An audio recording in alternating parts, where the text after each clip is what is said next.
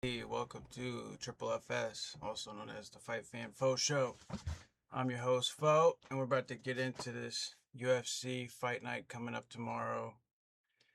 On the internet right now, it's saying UFC fight night Brady versus Buckley, but I'm looking at the card. I don't see Brady or Buckley. It's headed by Aljamain Sterling and Youssef Zalal, as you guys know.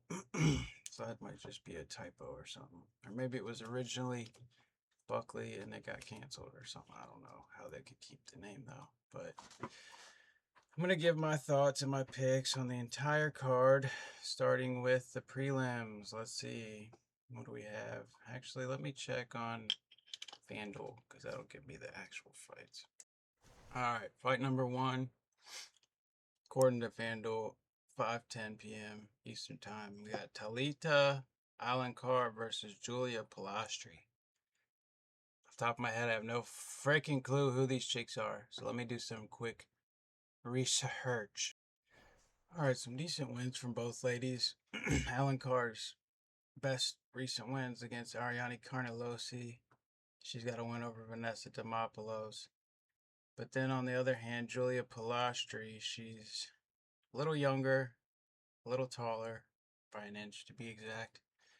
And her last win was Karolina Kowalkiewicz, however you say it. And she's got a win over Corey McKenna. So those are decent wins, but she's lost to Lupita Godinez. Gosh, I don't know, guys. I wouldn't bet on this one, just personally, because I don't know these girls that well. But my guts, I'm going to go Julia Pilastri. I think she just got a little bit more experience, a little bit more youth, and a little bit more ways to win from what I've limited in my research. Gosh, I can't talk. It's too early.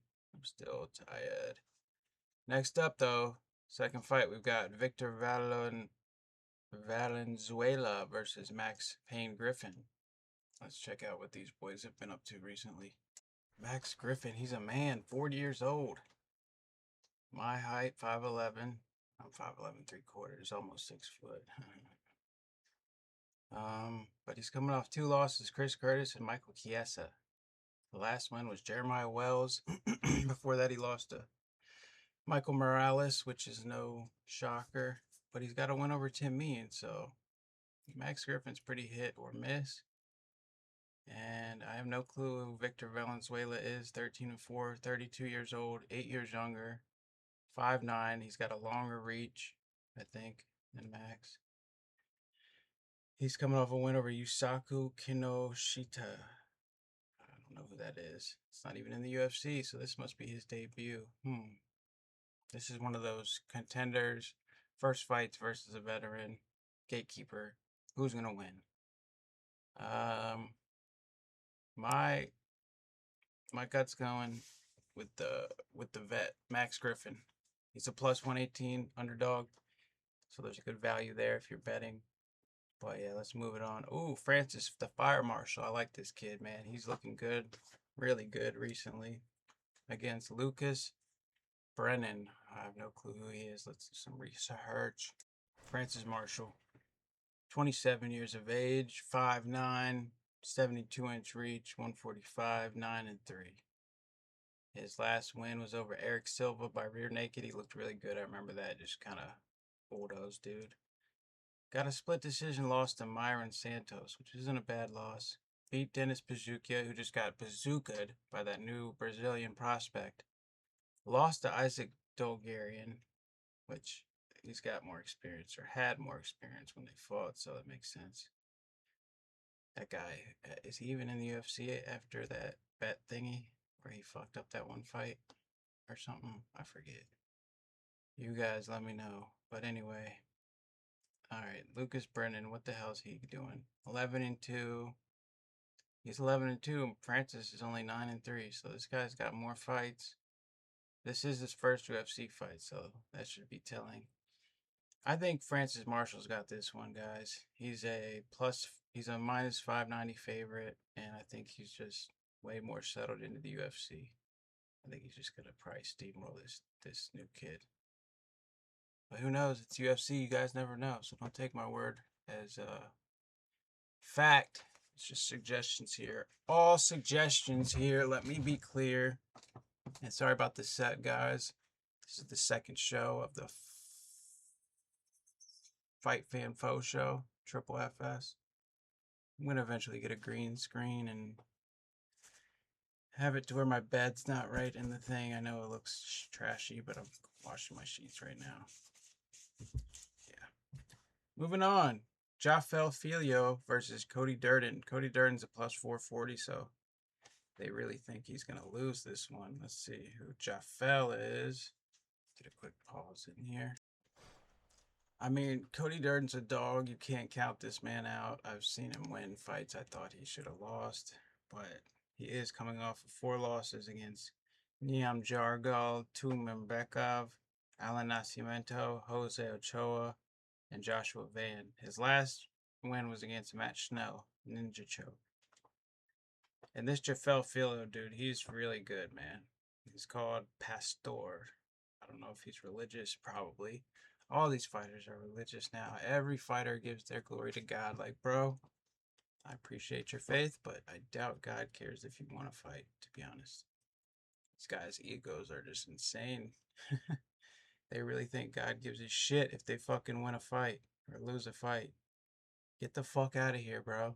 All right, moving on. So yeah, that one I got Jafel Filio versus Cody Durden. And then next we have Mayra Bueno Silva, the nicest looking woman's face you can ever see. Definitely not standing bitch face. Versus Michelle Montague. Michelle Montague, I've never heard of her. She's a minus 420. So she must be a good prospect. Let's check her out. Michelle, the Wild One Montague. 32 years old, 5'9", 68.5-inch reach, bantamweight. She's undefeated, 7-0 out of New Zealand. So yeah, she's a good prospect. She's got a win over Luana Carolina too. Not bad, not bad. She fought in PFL and Bellator against some nobodies. Goodness, I think this is a sleeper underdog. This chick has no experience. I feel like Mayra is gonna... Holy shit, Myra's coming off of 1, 2, 3, 4 losses. And I still think she beats this chick. That's insane. Yeah, so if you're looking to make a big underdog bet, this would probably be the most promising sleeper bet I've seen so far. Plus 310 on Mayra Bueno Silva. That's where my money would go. And yeah, I just think she's got more experience. I think the people she's lost to are probably still better than this Michelle Montague, who's coming from like PFL Bellator, beating chicks with 3-0 records. Like, come on, man. Myra's about to get her get back. All right, moving on. We got Jackson McVeigh versus Shadriquis Dumas. That guy didn't get cut yet. I thought he had like $12 in his account or something. Let's see. Oh, this freaking weird looking dude. The Moose. Jackson McVeigh. I swear, they must just want Shadriquis Dumas to get a win, man. I thought they were going to cut him because he's just having the weirdest UFC run. But they're giving him Zach Reese, or this guy lost to Zach Reese, lost to Bruno Ferreira. Shadriquis, he's lost to Dante Johnson. No contest to Zach Reese, that was the nut shot. Lost to Michael Oleksiejczuk. He beat Dennis Tululin, so not terrible. And Abu Azaitar and Cody Brundage. Those are, he's beat UFC fighters, so I don't see a reason Shadriquis doesn't get this dub here. But the guy loves to make himself an avenue for failure, so we will have to see about that one. Don't take my word for it. Now we have Rodolfo Vieira, the jacked BJJ guy, versus Eric McConico. I've got Rodolfo all day in this one. Eric's like a solid, well-rounded fighter, but he's not really elite or hasn't shown to be, so no shade or anything. Dude could whoop my fucking ass, and that's a fact. So what I'm trying to say is I think Rodolfo does that one. All right. Now we're here at Jack Magdalena. That's at May 2nd. We need to scroll back up here. See what we missed. Norma Dumont. Okay. Yeah. Norma Dumont versus Jocelyn Edwards. Ooh, that's a low-key good women's fight. This is a big chance for Jocelyn Edwards. If she can get this win, she's really climbing. Excuse me. But TBH, I think Norma Dumont's got. This is the cake fight because Jocelyn Edwards and Norma Dumont got some cake. So it'll be interesting to see whose cake wins in this fight. I would go Norma. Sorry about that. And then let's see. Oh shit, another good fight. Rafa Garcia before that one. Yeah, this FanDuel. They get these fights all over the place. Davey Grant too. Holy shit. Montel Jackson. Have I even been reading the right fucking fights? Holy fuck. I don't know, guys. I should have just used UFC's site because FanDuel has me all over the place. Anyways, Marcus Buchecha versus Ryan Spann. I've been hearing a lot about this being Buchecha's last shot. I can't really remember the guy super well. I know he's been in the UFC quite a bit. Ryan Spann, he is a beast. He's massive. He's huge. He should win this one, but he loves finding ways to lose. So keep that in mind. But I got Spann. I think Buchecha is on the way out here. And then we got Montel Jackson versus Raoni Barcelos. Let's see what they've both been up to. Right, so Montel is coming off a loss to Davison Figueiredo, but before that he beat Daniel Marcos, Damon Blackshear, Hani Yaya, Ronnie Yaya, Julio Arce, JP Buys. Remember that guy? Poor guy. His chick left him for Roman Dolidze and he got his ass kicked in the UFC and got cut. Anyway, so that's on fuck, who's he fighting? That's on Montel Jackson's. And then on the side of Raoni Barcelos, holy shit, Raoni's on a run. Ricky Simon, Ricky Simone, Cody Garbrandt, Peyton Talbot, Christian Quinones. His last loss was to Kyler Phillips, who my man Charles Jourdain just beat, man. I'm fucking hoping Charles Jourdain gets the championship by next year, bro.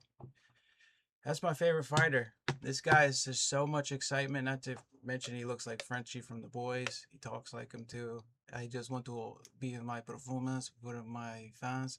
No, that's a terrible impression. Why did I even do that? Erase. Producer, edit that out.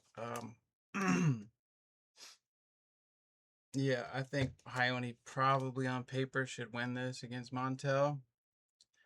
But you don't know. Montel is a good fighter. But I think, yeah, Raoni's probably just going to use his wrestling, his clinch work, make it really dirty, where he shines a lot. So let's go with Raoni here. Then moving on, we have, all right, 2 fights left, guys. Davey Grant versus Juan Martinetti. Let's see what these fellows have been up to. Right, so we got Davey Grant, another man, 40 years of age, 5'8", 69-inch reach, coming off of a loss to Charles Jourdain. That's my guy by guillotine, boys. Let's go, Charles. Charles is going to be a champion of the bantamweight division. All right, but he got a win over Damon Blackshear, Ramon Tavares, lost to Daniel Marcos, beat Rafael Asanyacel, beat Luis Smoka, lost to Adrian Yanez, lost to Marlon Vera. Davey's hit and miss, man, but he's always fun to watch. I'm never really too comfortable betting on Davey, but I always love to watch him fight. So let's see, Adrian Luna Martinetti. He's 17-1, so this guy's pretty much almost undefeated. Only got 1 loss, and it came in 2022. So this dude ain't used to losing. But to be fair, he's only had a couple high-level MMA fights. Mark Vologden. Oh, that's that kid who's like a little bantamweight Russian tank. And this must be the guy who put on that other contender fight, crazy fight, yeah. So this guy's got to be good too if he beat Mark Vologden. So yeah, shit, this is a good fight, guys. But I don't know enough about Adrian Luna Martinetti. I'm just gonna say I'm gonna go with him because he's got the youth. Kid's got 10 years younger. This is his first fight. He's coming off of a awesome war in the contender series. So I think he's gonna take that momentum into this fight with Davey Grant and announce his entry into the UFC. And then last but not least, guys, we're moving on to oh shit. I thought it was the main event. We got the co-main first, I think. FanDuel's got this shit all fucking confusing. Rafa Garcia versus Alexander Hernandez. Now, I'm a big fan of Alex. I've loved his recent success. I was a fan of him in the early days, even when Donald Cerrone pieced him up after he became a dad. Uh, that was a good fight. But yeah, Alex is a good fighter. He just, I don't know. He's really well rounded. He's got power. He's got speed, and now he's at 145, which I believe is this one or is this 155? Yeah, I think he moved up to 155. Let me double check that. Right, so I've got, as a fan, I'd like to see Alex win and do well, but I've got Rafa Garcia because going with your heart over your gut bites you in the ass, especially if you're betting. So yeah, I think Rafa's just gonna be too much for Alex. Probably he beat Jared Gordon and Vince Pichel. These guys are heavy pressure, big guys. I mean, those are like 170 pounders, right? And this is at 155. That's interesting. I'm hoping Rafa's not depleting himself too much. Or is Jared Gordon 155? Yeah, he's 155 because he fought Patty, and Patty's 155. I thought Gordon was a 70 for some reason. Sorry about that. Ignore all that. But yeah, damn, fucking Alex Hernandez coming off of a good win streak. Austin Hubbard, Kurt Hollabaugh, Chase Super, Diego Ferreira.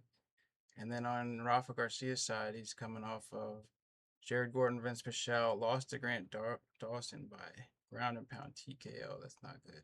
But he beat Clay Guida, beat Mahashate, lost to Drakkar Close. If he can lose to someone like Drakkar Close, I could see someone like Alex Hernandez beating him, but time will tell. Trying to see if any fighters similar to Alex have beaten Rafa, but and vice versa, but that would take way too much time. I'm just gonna give my gut pick. Rafa's winning it, but I would like to see Alex do well. I just want my bets to hit, so come on, Rafa.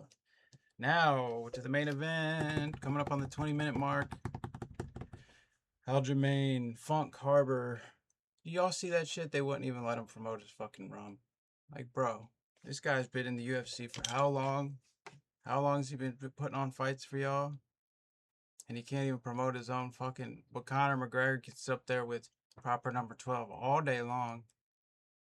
I mean, that's Dana White privilege. There's no other way to put it. And I'm like a whole other side of that with when it comes to the fantasy genre. I don't want to get into it, but but yeah, I can call shit what it is, and that's what it is.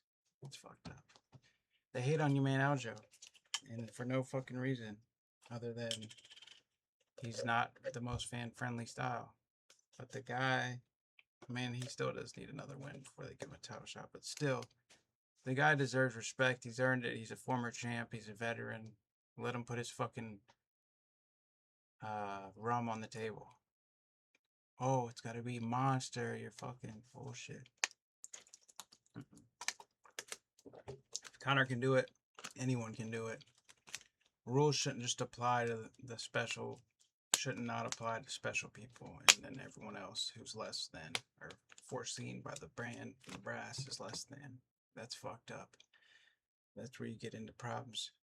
Another thing, a little quick rant before I wrap this up. UFC is in a fucking dire state. Dana White needs to fucking retire.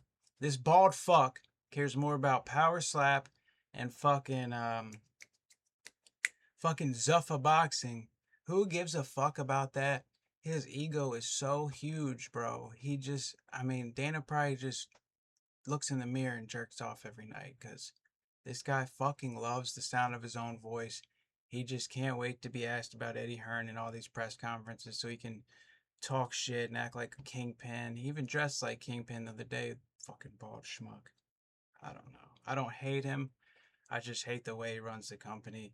I hate that he gives the Nelk Boys 60K while brand new fighters are fighting for like 5-5, and he's just a straight up asshole. He plays favorites. He's a dick to people he doesn't like. He's got a massive ego. That's why he has a horrible relationship with every single heavyweight fighter that's ever had success in the promotion. Has butted heads with Dana White, and that tells you everything you need to know. Dana, you're a fucking bitch ass motherfucker. Go do Zuffa. Go do Power Slap. Fuck, I might have ruined my chances at becoming a media member, but I don't give a shit. Somebody needs to call this shit out for what the fuck it is. And stop beating around the fucking bush and acting like Dana's not a fucking piece of shit. I saw this other thing that called Dana out for something on one of those full mount videos. It was like, Dana White did this, and I'm like, it took that for y'all to realize this dude's a piece of shit? Like, I've been seeing this for years. Like, what the fuck? And there's so many people who just glaze Dana. Without him, none of this would be possible. Yeah, it would, because the fighters make this shit possible, bro. Dana's just a fucking placeholder. Especially now. And now he's just fucking just making himself triple rich with Zuffa and Power Slap. And then he mixes the promotion and drowns down the UFC product with all his other fucking bullshit. Like, I don't know. I need to get more of my thoughts if I'm gonna make a video about that, because right now I'm just kind of ranting. But Youssef Zalal versus Aljamain Sterling. I don't know how that's gonna go, guys. I honestly think Zalal's youth and like his drive. I know Aljo wants to be a champ again, but does he really want to be a champ again? This guy gets treated like shit by the company. Even if he wins, they probably won't give him a title shot. Let's be real. So yeah, fighting with that knowledge, that's got to be unmotivating to know. Even if you beat the fuck out of this guy, you probably still aren't getting a title shot. Like, that would just make me feel a little defeated, and my confidence would have like a little chink in the armor. And I think that could be plenty enough for Youssef Zalal to find a finish. Or just eke out a decision with his footwork in his hands. And hopefully his takedown defense. But time will tell, because you know Aljo's going to be shooting them takedowns and all that good stuff. But yeah, guys, that was episode 2. I'm sorry I fucking missed one. The Gilbert Burns one, I missed it, but I'm not missing anymore. Every Friday, Triple FS is going to be coming out with my breakdowns and picks, and then eventually I'm going to start going over my predictions and doing like a review show, shit like that. I probably should do one tonight or tomorrow night after the fights. That's the best time to do them, to be honest. I should just go live and talk about the fights. Yeah, I think I'll do that. I'm saying it here, so I have to do it after the fight Saturday night. I have to do a quick live recap. Anyways, like, subscribe. I'm trying to make this a real fucking channel, real show. So, the Fight Fan Foe Show, I'm your host, Foe. And enjoy the fights on Saturday. Peace and love and Star Trek shit.